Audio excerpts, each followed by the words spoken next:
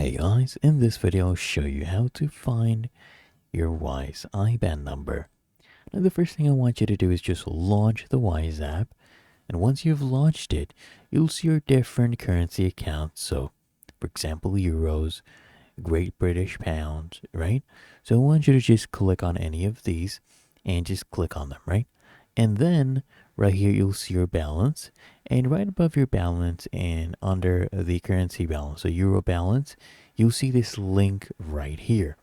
I want you to just go ahead and tap on this link, and it will open up another page where you see your account details.